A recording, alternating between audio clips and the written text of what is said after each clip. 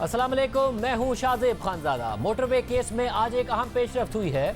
दो मुल्जिमान में से एक मुल्जिम शफकत अली को पुलिस ने गिरफ्तार कर लिया और मुल्जिम ने एतराफ़े जुर्म भी कर लिया है, मगर अभी केस का अहम मुल्जिम आबिद अली गिरफ्तार नहीं हो सका है। वज़ीर आला पंजाब उस्मान बुज़दार ने ट्वीट किया कि लाहौर सियालकोट मोटरवे दिलखराश वाक़या में खातून से ज़्यादती में मुलव्विस शफकत अली को गिरफ्तार किया जा चुका है, जिसका DNA मैच कर चुका है और उसने एतराफ़े जुर्म भी कर लिया है। मुल्जिम आबिद अली की गिरफ्तारी के लिए भी हमारी सारी टीम मुसलसल कोशां है, जिसकी गिरफ्तारी इंशाअल्लाह जल्द मुतवक्को है।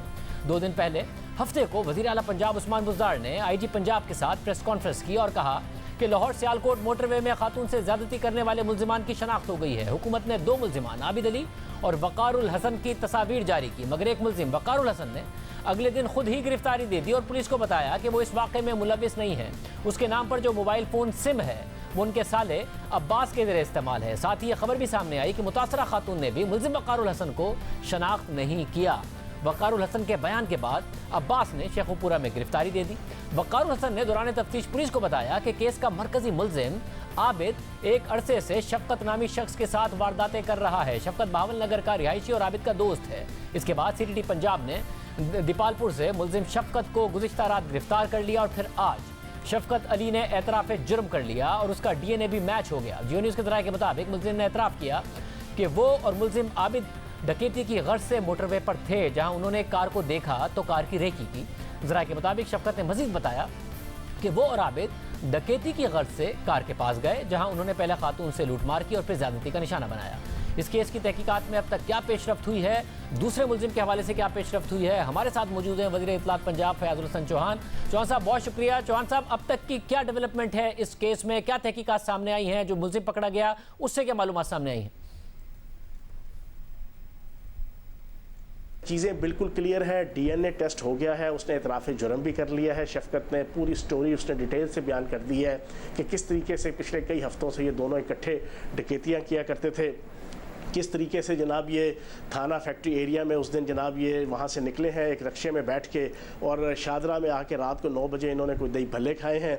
वहाँ से फिर दोबारा रक्षा करवाया और इसी वकूए वाली जगह पे आए और पिस्टल उसके पास था जनाब, उसके पास आबिद के पास, और शराब के नशे में ये धुत थे। और फिर किस तरह रात को एक गाड़ी आके खड़ी हुई और फिर वहाँ पे इन दोनों ने जाके शीशा तोड़ के उस खातून को निकाला और वो घिनौना फेल किया। अब इसमें हुआ ये है कि अल्लाह पाक का भी एक निज़ाम चल रहा होता है। जब वो शीशा तोड़ा तो आबिद का हाथ ज़ख्मी हुआ और वो खून निकल के ड्राइविंग सीट का जो दरवाज़ा था उसके ऊपर जो है वो लग गया।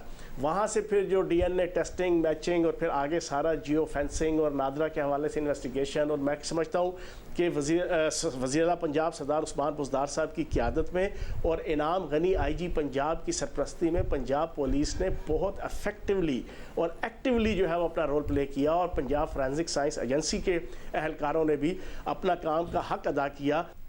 वैसा मुझे ये बताएगा कि उतनी मालूमात के जितना ज़ाहिर तफ्तीश को ना मुतासिर करे और दूसरे मुल्जिम के पकड़े जाने को ना मुतासिर करे, उतना हमें ये बताएगा कि क्या ये डकैती की नीयत से ही वहाँ घूम रहे थे या उस वक्त वहाँ से गुजर रहे थे, गाड़ी को देखा तो फिर वाक़या हो गया? क्योंकि खातून ने बाकायदा तौर पर टोल पर बताया है, टोल प्लाजा पर कि कहाँ पर पेट्रोल पंप होगा आगे जाके, फिर साथ ही उन्होंने 130 पर कॉल किए, उस वक्त भी अपनी लोकेशन, ये तमाम चीज़ें बताई गई हैं, उनसे लोकेशन ली गई है। तो ये क्या बता रहे हैं कि ये कि वहाँ घूम रहे थे या डकैती की नीयत से क्या हुआ था? असल में ये दोनों जो है ये आदी मुजरिम है, इनकी फैमिलीज़ भी आदी मुजरिम है। और आबिद का 2013 जून के अंदर इसने इसी तरह रेप किया था फोर्ट अब्बास के अंदर जना अपने गांव में एक औरत और उसकी बच्ची के साथ उसके खावंद के सामने। लेकिन बदकिस्मती से 6 महीने की इन्वेस्टिगेशन और अदालत के अंदर कार्रवाई के बाद दिसंबर 2013 में ये बरी हो गया था बाइज़्ज़त। और बदकिस्मती देखें कि यही पंजाब फोरेंसिक साइंस एजेंसी उस वक्त भी मौजूद थी। इसका टेस्ट जो आया DNA वो इसके बरी होने के 3 महीने बाद मार्च 2014 में आ रहा था, जब ये बरी हो चुका था। और उसके बाद भी इसने 3-4 दफ़ा यह मुख्तलिफ रेप केसेस में था। और अभी इसने इंकशाफ ये किया शफकत ने कि आज से 1 महीना पहले भी शेखुपुरा के अंदर इन दोनों ने मिलकर एक डकैती की कार्रवाई में एक खातून के साथ साथ रेप करने की कोशिश की थी। दोनों आदि मुजरिम थे डकैती के हवाले से, बुनियादी तौर पे ये डकैती के लिए वहाँ पर आए हुए थे। ये जो आपका रिंग रोड है ये मोटरवे नहीं है, बुनियादी तौर पे ये रिंग रोड है। लाहौर रिंग रोड के थोड़े से आगे फासले पे जना इन्होंने अटैच होना था, मोटरवे के साथ होना होता है। इस लाहौर रिंग रोड के साथ ही एक कच्ची जो है वो एक जनाब सड़क सी जो है वो गुजर रही है। ये रात को वहाँ पर घात लगाकर जो ट्रैक्टर ट्रालियाँ मोटरसाइकिल गुजरते थे ये उधर छोटी मोटी जो है वो डकैतियाँ करते थे। तो उस दिन ये डकैती के गर्ज से दोनों आए थे, लेकिन आगे से फिर ये बदकिस्मती से वकूआ हो गया। साहब अब देखिए ना, आज आपने भी बताया कि मोटरवे नहीं था, ये रिंग रोड के इतराफ का एरिया था। मुराद सईद ने भी आज असेंबली में तकरीर करके बताया ये मोटरवे नहीं था। साथ में उन्होंने बताया कि आईजी ने उन्हें खत नहीं लिखा, आईजी ने तो जवाब दिया हमने 8 खतूत लिखे थे कि इस हवाले से डिप्लॉयमेंट यहाँ पर होनी चाहिए। अब ये कितनी बड़ी एक लैक ऑफ कोऑर्डिनेशन की वजह से ये एक बदकिस्मत वाकया हुआ है कि खातून ने 130 पर कॉल कर दी थी। अमेरिका में निज़ाम है, दूसरे ममालिक में निज़ाम होता है 911 है, आप वहाँ कॉल करें, फायर ब्रिगेड आपको चाहिए तो उस पर ट्रांसफ़र कर देंगे जहाँ चाहिए। अगर ये 130 आप लोगों ने सेंट्रलाइज सिस्टम बनाया होता, पहले से शिकायतें थी यहाँ पर के हालात ठीक नहीं हैं, तो 15 करीब थी, 3 मिनट के फासले पर थी, वहाँ पर ट्रांसफ़र हो जाता और खातून के साथ ये वाकया ना होता। ये पूरे के पूरे सिस्टम पता चलता है कि कितनी बड़ी बैड गवर्नेंस हुई है।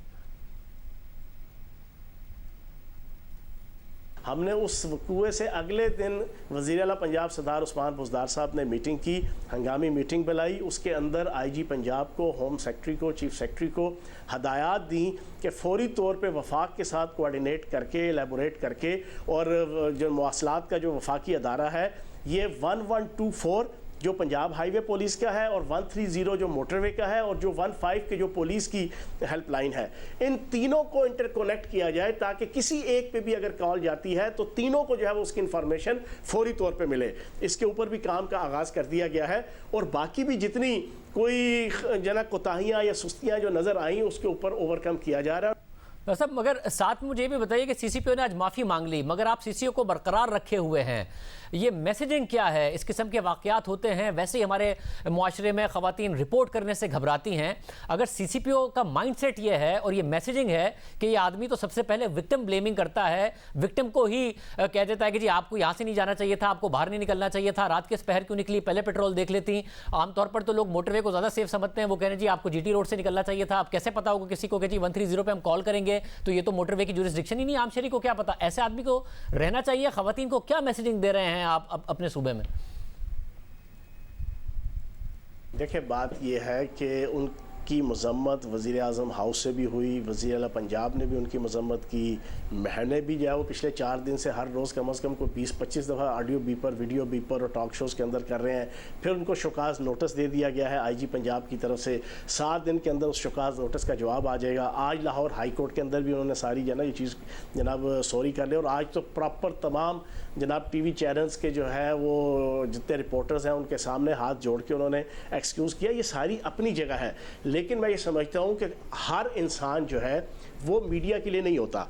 हमने तो पंजाब के अंदर आज से कुछ हफ्ते पहले एक नोटिफिकेशन निकाला था कि कोई सरकारी अफसर और मुलाजिम मीडिया में जाके किसी किस्म की बयानबाजी नहीं करेगा, क्योंकि कोविड-19 में हमें कई ऐसे 3 या 4 तो कम से कम ऐसे जना वो वकूए हुए थे कि जिसमें सरकारी अफसरान जाके मुख्तलिफ़ किस्म की बयानबाजी करते रहे, जिसकी वजह से अच्छी खासी पैनिक और हरासमेंट जो है वो क्रिएट होती रही मीडिया के अंदर। तो मैं ये समझता हूँ कि सरकारी अफसरान को तो कम से कम 1% भी इस चीज़ की इजाज़त नहीं होनी चाहिए कि वो मीडिया में आके गुफ्तगू करें।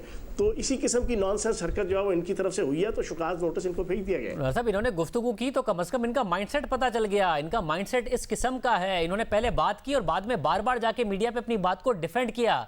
आईबी की रिपोर्ट आपकी हुकूमत में इनको फाइनेंशियली करप्ट कह चुकी है, मॉरली करप्ट कह चुकी है। आपकी हुकूमत ने इन्हें इस वजह से 20 से 21वें ग्रेड में तरक्की नहीं दी और अब सीसीपीओ लगा दिया, और इस बयानात के बावजूद आप इनके साथ खड़े रिप्लेस नहीं कर रहे। अब देखें शाहजेब भाई, ये जो अगर 20वें ग्रेड तक पहुँचे हैं तो 20वें ग्रेड में ये इन 2 सालों में तो नहीं पहुँचे ना। इन 20वें ग्रेड में जो है वो कम से कम पिछले 12-15 सालों में होंगे, तो उसमें से 10 साल तो जो है वो शहबाज शरीफ साहब का दौर था। तो अगर आप इस बुनियाद के ऊपर ये कहें तो मैं ये समझता हूँ, लेकिन बहरहाल अभी शुकाज नोटिस दिया हुआ है आईजी पंजाब ने, उसमें जो जवाब आएगा उसके मुताबिक फिर वो अगला एक्शन हो जाएगा। ये आम बात है कि ऐसे ऑफिसर 20 ग्रेड तक कैसे पहुंचा, मगर आपकी हुकूमत ने इस ऑफिसर को 21वें ग्रेड तक तरक्की नहीं दी, मगर फिर सीसीपीओ लगा दिया। आईजी के खिलाफ बात की, आईजी को हटा दिया, खवातीन के खिलाफ बात कर रहे हैं। मैसेजिंग क्या दे रहे हैं आप लोग? देखें दुनिया में हर मुल्क में शाहजेब भाई, चाहे तरक्की पजीर हो, चाहे थर्ड वर्ल्ड हो, चाहे तरक्की याफ्ता ममालिक हो, उनके अंदर एक मेकनिज़म है एहतसाब का, सरकारी अदारों के अंदर भी और गैर सरकारी अदारों में भी, पॉलिटिकल पार्टीज़ में भी यही है। वो क्या है कि अमल अगर कोई बुरा करे, अभी अमल की हद तक मैं बात कर रहा हूँ, बयान की हद तक तो अभी बात की बात है, कोई एक्ट और अमल ऐसा करे कि जो गैर कानूनी हो तो पहले उसको शुकाज नोटिस दिया जाता है। शुकाज नोटिस में कोई 7 दिन है, कोई 10 दिन है, कोई 15 दिन है, कोई 4 दिन है, उसमें उसने अपना जवाब जमा करवाना होता है। जवाब जमा होने के बाद फिर उसके बाद मज़ीद आगे प्रोसीडिंग होती है कुछ दिनों की या कुछ हफ्तों की, कि जिसमें उससे कन्वर्सेशन, नेगोशिएशन, उसको जनाब किसी न किसी तादीबी कमेटी के सामने पेश होकर फिर मज़ीद अपनी जनाब वो क्लैरिफिकेशन देनी पड़ती है। तो एक प्रोसेस के बाद फिर उसके मतलब जो है वो डिसीजन किया जाता है। तो एक प्रोसेस स्टार्ट किया हुआ है, उसमें अगर वो सेटिस्फाई नहीं कर पाएंगे जो है ना, तो फिर जो कॉम्पिटेंट अथॉरिटीज़ हैं वो उसके मतलब डिसीजन ले लेंगी। तो जो इनके हवाले से आईबी रिपोर्ट थी जिस पर इन पर करप्शन का इल्ज़ाम है, सेक्सुअल हैरेसमेंट का इल्ज़ाम है, उसकी भी इन्वेस्टिगेशन होगी साथ में? अच्छा, मैं वैसे आपको एक चीज़ बताऊं, इस तरह तो आप किसी भी हमारी बदकिस्मती है, देखें ये बात तो सच है, मगर बात है रुसवाई की। ये हमारी एक डिलेमा है, एक हमारा फेनामिना है और एक हमारी ट्रेजेडी है कि पाकिस्तान के अंदर पिछले 72 सालों में आप मुझे बताएं, स्पेशली पुलिस, किसने इसको सुधारने की कोशिश की? किसने इसको, आप देखना डीआईजी अब्दुल जब्बार था, उसको बेहतरीन 14 बंदे उसने मारे, 80 बंदे पैरालाइज कर दिए, उसको बेहतरीन पोस्टिंग दे दी। डॉक्टर तोकीर शाह था, जिसके ऊपर जनाब जीआईटी कहती है कि मेन जनाब कल्प्रेट वो है साना मॉडल टाउन का, उसको बेहतरीन टॉप क्लास की पुरकशिश जो है वो आपको पोस्टिंग नज़र आती है। फिर जितने साना मॉडल टाउन के अंदर आपको नज़र आएंगे करप्ट और बददियानत और जालिम और जाबर जितने पुलिस अफसरान, उनको बेहतरीन किस्म की पोस्टिंग मिल गई। अब ये वो रवायात थी जो पिछले 40 सालों में खसूसन हमारी ये जो दो पार्टियां, पीपल्स पार्टी और नून लीग, बरसे इक़्तिदार रही।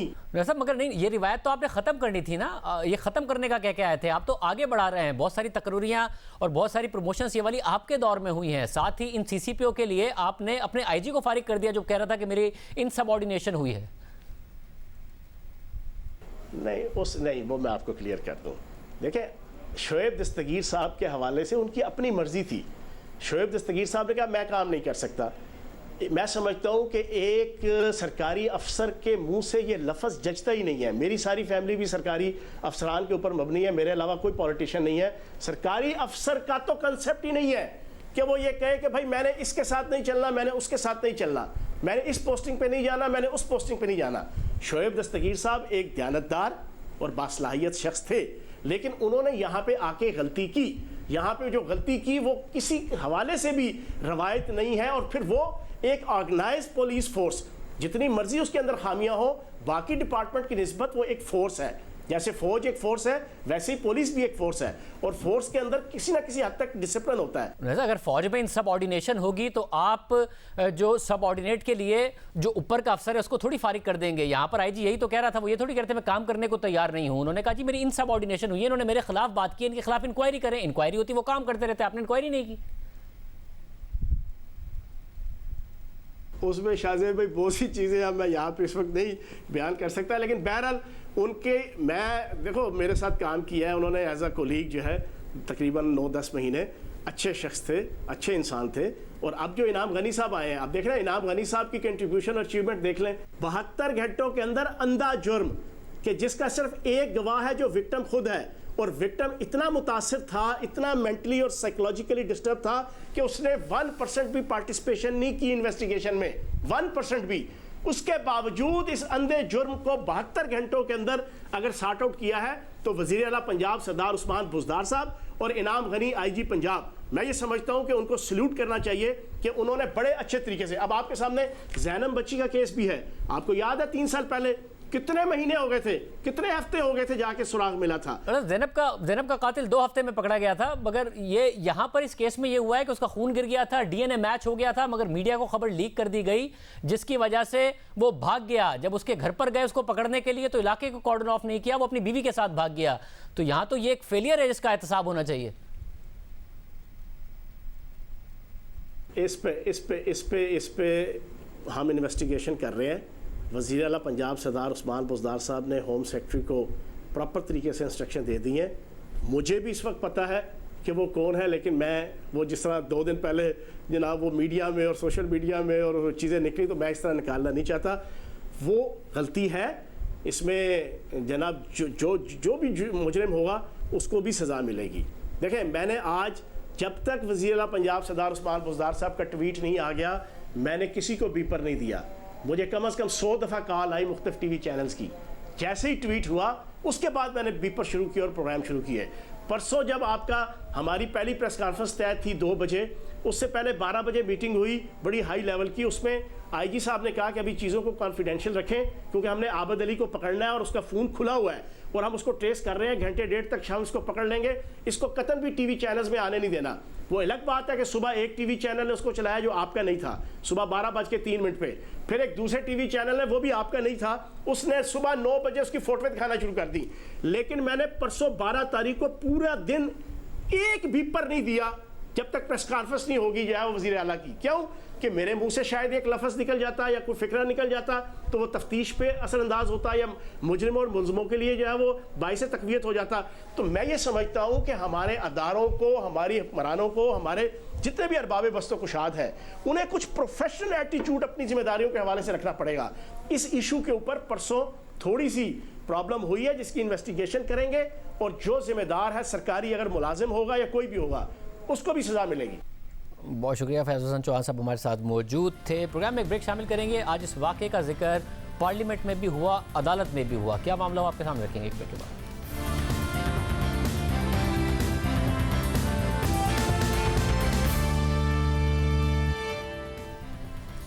कौमी असम्बली के इजलास में भी आज मोटरवे वाक़े और CCP लाहौर के बयान पर बात हुई। अपोजिशन लीडर शहबाज शरीफ ने मुतालबा किया कि CCPO लाहौर की तैनाती और उनके बयान के हवाले से पार्लिमानी कमेटी बनाई जाए। नून लीग के रहनुमा मरियम नवाज ने भी आज CCPO लाहौर उमर शेख के हवाले से कई ट्वीट्स की। उन्होंने लिखा कि सानहा और अलमिया में फ़र्क होता है। सानहा मोटरवे पर हुआ, अलमिया ये हुआ कि CCPO ने कहा कि रात को शहरियों की हिफाजत उनकी जिम्मेदारी नहीं। CCPO ने वाजे किया कि मोटरवे पर ड्राइविंग करती औरत रियासत का मसला नहीं, ये सानहे से बड़ा अलमिया है। मरियम नवाज ने लिखा कि हुकूमती अराकीन और CCPO को क्या पता कि हर औरत के पास गाड़ी नहीं होती। इस मुल्क की आम औरत को घर से बाहर निकलना पड़ता है, चाहे वो कहीं भी हो। घर से निकलने वाली औरत की हिफाजत रियासत की जिम्मेदारी है। मरियम नवाज ने मजीद लिखा कि इस हुकूमत से सवाल करना चाहिए कि एक बदनाम ज़माना अफसर में कौन से सुर्खात के पर लगे हैं। उसके दिफा के लिए वफाकी वज़रा भी मैदान में उतर आए और सरकारी तर्जुमान भी सब आरा हो गए। क्या आप ये पैगाम दे रहे हैं कि रियासत 12 बजे के बाद सो जाती है या यहाँ जंगल का कानून है? आप मुजरिम के बजाय मजलूम को इल्ज़ाम देकर भेड़ियों की हौसला अफजाई कर रहे हैं।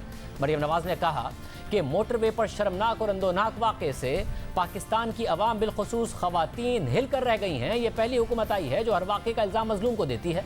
हुकूमत खुलेआम ये पैगाम दे रही है कि हर कोई अपनी हिफाजत खुद करे। मुसलसल तनकीद और फिर अदालत में मामला चले जाने के बाद CCPO लाहौर उमर शेख ने आज अपने बयान पर फाइनली माजरत की। हमने पहले भी माजरत की थी क्योंकि मेरा कोई भी गलत मतलब या तासर नहीं था और अगर उसमें कोई मिसअंडरस्टैंडिंग हुई मेरी वजह से तो मैं तहे दिल से अपनी बहन से जिसके साथ ज्यादती हुई है माजरत करता हूँ और तमाम उन तबकात से कि जहाँ पर ये एक रंजो गम या कैफियत गुस्से की है उन सबसे मैं माजरत।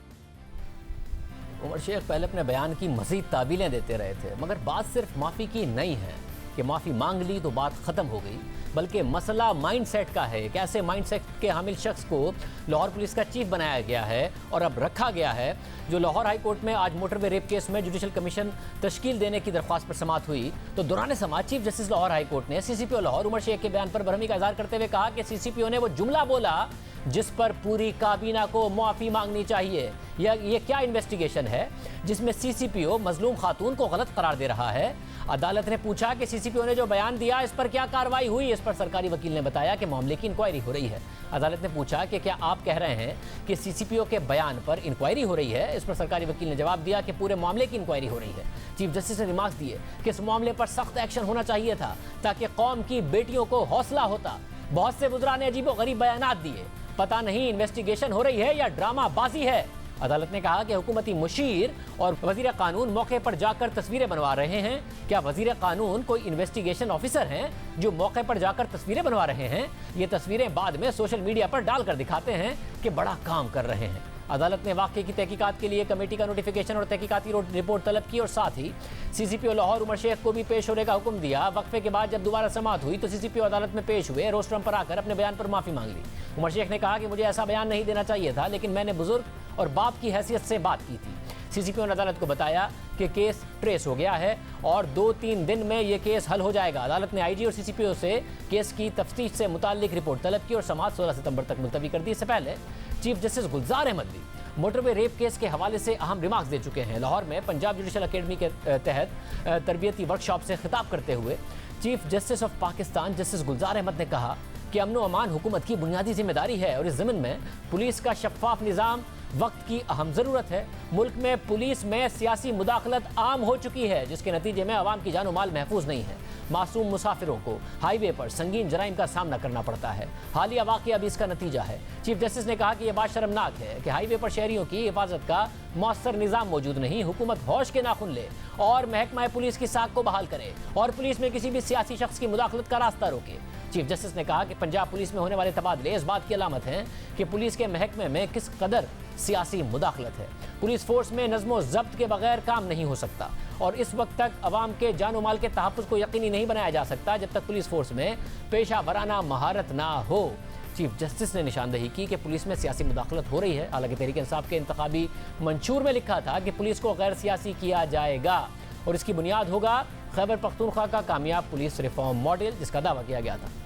इस पूरे मुल्क में उसे नाफिज किया जाएगा, मगर अब सियासी मुदाखलत की तरफ चीफ जस्टिस इशारा कर रहे हैं। साबिक IGs इस पर आवाज़ उठा रहे हैं। इस हवाले से साबिक IG डॉक्टर शुएब सड़ल हमारे साथ मौजूद। डॉक्टर साहब बहुत शुक्रिया। डॉक्टर साहब आपने आवाज़ भी उठाई है IG के मामले की तब्दीली के हवाले से। मैं पहले CCPO के बयान पर आपका मौक़िफ़ जानना चाहूँगा। बयान पर माजरत तो कर ली, मगर ये जो माइंडसेट है, एक ऐसा ऑफिसर अगर CCPO लगा है जो विक्टिम ब्लेमिंग करता है, जिसके अपने ऊपर IB की रिपोर्ट्स मौजूद हैं, ऐसे बयान के बारे में आप क्या कहिएगा?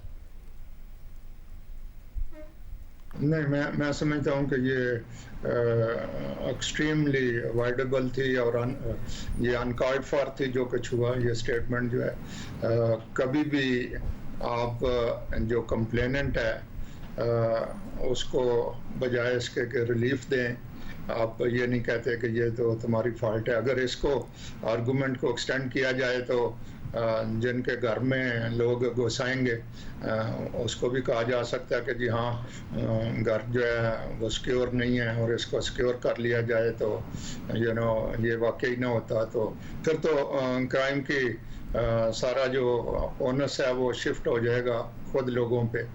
तो शायद पुलिस को फिर लोग कहेंगे ज़रूरत क्या है इसकी। तो मैं ये समझता हूँ कि ये बिल्कुल नहीं करना चाहिए था। इस पे भी चले, वो इंक्वायरी हो रही है तो पता चल जाएगा। Although obviously the officer would say कि जी मेरा ये मतलब नहीं था, लेकिन जिस चीज़ का कभी भी मतलब गलत लिए जाने का पोटेंशियल हो, वो बात जो है वो अवॉइड करनी चाहिए। वैसे मगर मामला सिर्फ यहाँ तक नहीं है, इन्होंने अपने ही IG के खिलाफ भी बयान दिया। पहले भी बार बार IG बदले गए, उसमें भी सियासी वजूहात की वजह से कहा गया कि IG बदले गए हैं। IG ने कहा इंक्वायरी करें, इन्होंने मेरी इनसबऑर्डिनेशन की है। तहरीक इंसाफ की हुकूमत ने IG बदल दिया। आपके ख्याल में पुलिस फोर्स एक यूनाइटेड पुलिस फोर्स के तौर पर काम कर सकती है या इशूज होंगे इस तरीके से? नहीं, बिल्कुल इश्यूज होंगे। और जब ये चीज़ इस तरह से आ जाए ना कि IG डिमांड करे इंक्वायरी, तो इंक्वायरी होनी चाहिए थी और इंक्वायरी का रिजल्ट जो है वो दूसरे ऑफिसर के लिए भी बेहतर होता, ताकि बात सेटल हो जाती कि नहीं जी ये जो बात की गई है वो ऐसे नहीं थी। तो अब इसमें वो इशू उसी तरह दरमियान में है कि IG demanded something else because he whatever he was told or he was informed, उसकी बेसिस पे he felt bad about it। और कोई भी IG हो वो इसी तरह से फील करेगा, क्योंकि फिर डाउन द लाइन चलता है ना। इसी तरह कल को जो DIGs हैं वो CCPO को डिफाई करेंगे, फिर DPOs अपने RPOs को डिफाई करेंगे, तो बिल्कुल गदर हो जाता है। तो इसलिए वो चाहिए था कि इंक्वायरी हो जाती और इंक्वायरी का ऑब्वियसली जो भी फाइंडिंग होती वो सबके लिए एक मैकेनिज़्म है जिसके ज़रिए से इश्यूज सेटल होते हैं। तो इंक्वायरी ना होल्ड करना जो है उससे भी एक डिबिलिटेटिंग इफेक्ट आया है फोर्स के मोराल पे भी और फोर्स के डिसिप्लिन पे भी। और अब तहरीक इंसाफ पुलिस रिफॉर्म का वादा करके इक़्तिदार में आई थी, पुलिस में सियासी मुदाखलत खत्म करने की बात करके आई थी। अब चीफ जस्टिस सवाल उठा रहे हैं, आपको लग रहा है कोई डीपोलिटिसाइज होती पुलिस नजर आ रही है या उल्टा काम हो रहा है? नहीं, डीपोलिटिसाइजेशन तो कोई ख़ास अभी नज़र नहीं आ रही, और उसकी वजह जो मैं कई दफ़ा कह चुका हूँ कि जो मौजूदा गवर्नमेंट का मैंडेट है वो वीक है, पंजाब में भी और सेंटर में भी।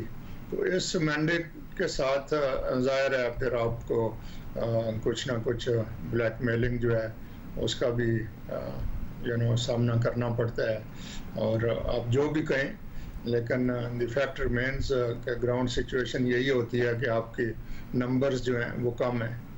तो लेकिन इसमें भी जो कुछ रिफॉर्म्स हैं वो ज़रूर होनी चाहिए थी और कम से कम उनकी अटेम्प्ट होनी चाहिए थी।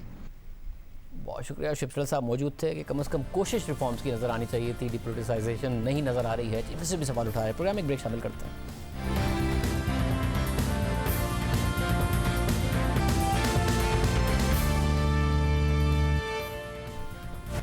गुज़िश्ता कुछ दिनों से एक अजीब ट्रेंड नजर आ रहा है जिसमें अपनी राय का इजहार करने पर सहाफ़ियों के खिलाफ गद्दारी और रियासत के खिलाफ प्रोपेगेंडा करने से मुतालिक मुकदमे बन रहे हैं। ना सिर्फ मुकदमे बन रहे हैं बल्कि गिरफ्तारियां भी हो रही हैं। 11 सितंबर को पेमरा के साबिक चेयरमैन अबसार आलम के खिलाफ मुकदमा दर्ज हुआ। FIR में दरख्वास्त गुजार ने मौक़िफ़ अख्तियार किया कि अबसार आलम ने सोशल मीडिया पर रियासत और वज़ीर आज़म के खिलाफ घटिया ज़बान इस्तेमाल की जो गद्दारी के ज़मरे में आता है। अबसार आलम ने हाई ट्रीज़न यानी आर्टिकल 6 का इर्तिकाब किया है। FIR में पुलिस ने अबसार आलम के खिलाफ आर्टिकल 124A यानी गद्दारी और पाकिस्तान पीनल कोड की शेक 499 और 500 भी दर्ज की। इस मुकदमे के खिलाफ शोर मचा, सहाफती इदारों ने भी रद्द-ए-अमल दिया। फेडरल यूनियन ऑफ जर्नलिस्ट के सदर शहजाद जुल्फ़िकार ने बयान जारी करते हुए खबरदार किया कि सहाफ़ियों के खिलाफ बदनीयती पर मबनी ये मुहिम बज़ाहिर इस हुकूमत का एजेंडा लगता है।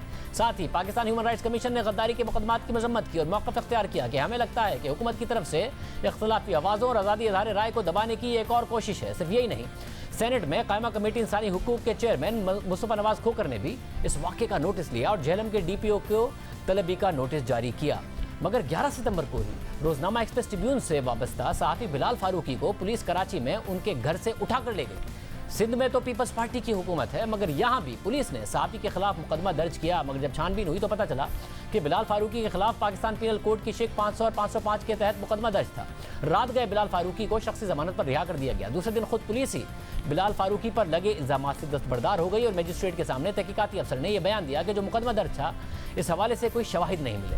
इसके बाद 12 सितंबर को समा टीवी के प्रोग्राम सवाल विद अंबर के प्रोड्यूसर असद तूर के खिलाफ मुकदमा दर्ज हुआ, जिसमें पाकिस्तान पीनल कोड की शेक 500 और 505 शामिल थी। साथ ही पीका की शेक 20, 37 और 11 FIR में मौजूद थी। यानी एक वाज़ेह ट्रेंड नजर आ रहा है कि सहाफ़ियों को हिरासां करने के लिए कोई मुकदमा बनता है, फिर उनकी गिरफ्तारी हो जाती है। अहम बात यह है कि आज सुप्रीम कोर्ट में नए अदालती साल की तकरीब थी।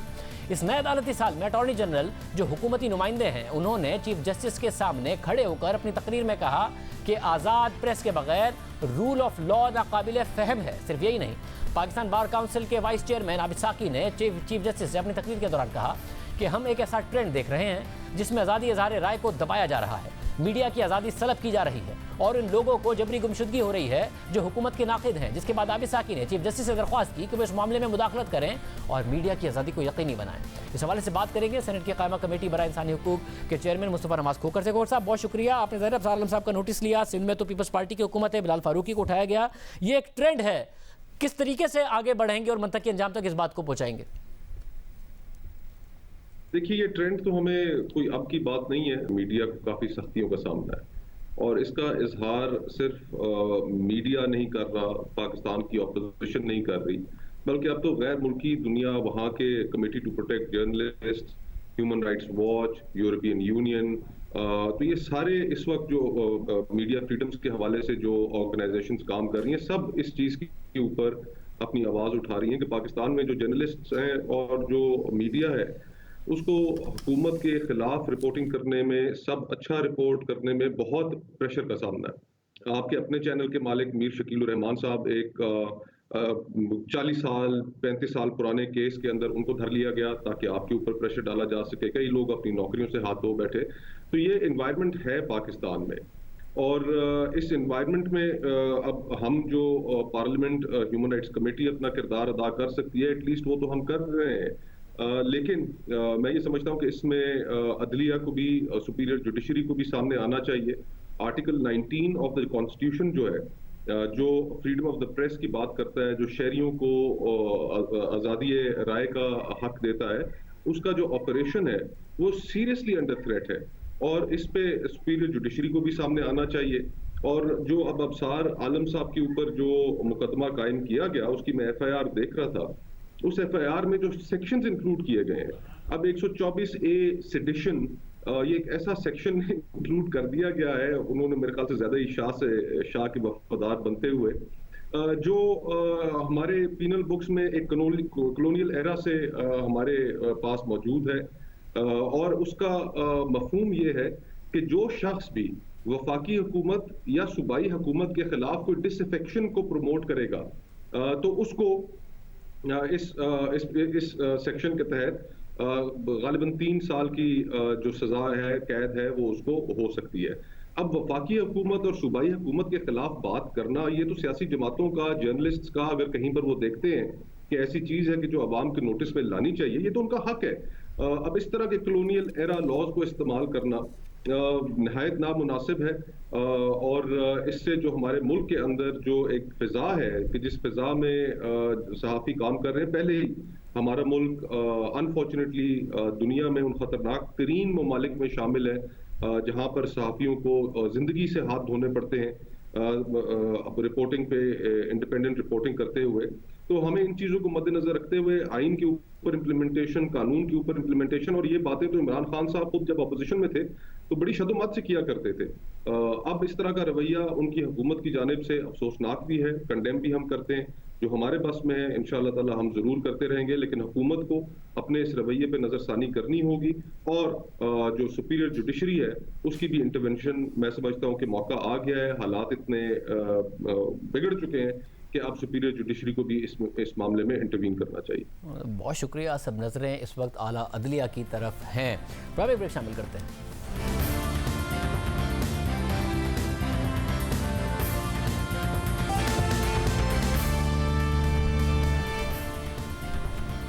मशरिक़ वस्ता की सियासत को अहम तब्दीलियों का सामना है। मुत्तहिदा अरब अमारात के बाद बहरीन ने भी इसराइल से ताल्लुकात बहाल करने का ऐलान तो कर दिया है, मगर बहरीन को मुल्क के अंदर ही सख्त अपोजिशन का सामना है। बहरीन के सियासी और सिविल सोसाइटी और बहरीन बार एसोसिएशन ने भी इस मुआहदे की मुखालफत की है, जबकि बहरीन की आला अदलिया ने कोर्ट मुलाजमीन को हुकूमती पॉलिसियों पर तनकीद करने को कौमी सलामती को नुकसान पहुँचाने के मुतरादिफ करार दिया है और उन्हें तनकीद करने से मना किया है। अहम बात यह है कि बहरीन और इसराइल के दरमियान ताल्लुकात की बहाली का ऐलान खुद अमरीका ने किया। जुमे को अमरीकी सदर ट्रंप ने अपनी ट्वीट में इसे अहम तारीखी पेशरफ्त करार दिया। सदर ट्रंप ने अपनी ट्वीट में अमरीका, इसराइल और बहरीन के दरमियान अमन मुआहदे की कॉपी भी शेयर की, जिसके मुताबिक इसराइल और बहरीन के दरमियान बरह रास्त ताल्लुकात की बहाली खत्ते में सिक्योरिटी, अमन और तरक्की लाएगी। एलामी में मजीद कहा गया था कि मुआहदे के फरीक़ैन इसराइल और फ़लस्तीन के दरमियान तनाज़ात के पायदार और मुनसिफाना हल के लिए भी कोशिशें करेंगे और अमन के तहत इसराइल आने वाले तमाम मुसलमानों को मस्जिद अक्सा और जेरूसलम के दीगर मुक़द्दस मकामात जाने और इबादत करने की इजाज़त होगी। सिर्फ यही नहीं, इसराइल के मुत्तहिदा अरब अमारात और बहरीन के साथ ताल्लुकात की बहाली को मुस्तहकम करने के लिए मंगल को तीनों ममालिक अमरीका में मुआहदे पर बाकायदा दस्तखत करेंगे। अमरीका पहले ही वाज़ेह कर चुका था कि दीगर ममालिक भी इसराइल को तस्लीम करेंगे। अब वाज़ेह तौर पर नजर आ रहा है कि मशरिक़ वस्ता की इसराइल से मुतालिक पॉलिसी बदल रही है, जबकि इसराइल की मीडिया की तरफ से उम्मीद जाहिर की जा रही है कि सऊदी अरब और ओमान भी मुत्तहिदा अरब अमारात और बहरीन जैसा फैसला करेंगे। अब देखना होगा कि इसराइल से ताल्लुकात बहाल करने के लिए आने वाले दिनों में कौन कौन से अरब ममालिक ऐलान करते हैं। इजाज़त दीजिए। अल्लाह।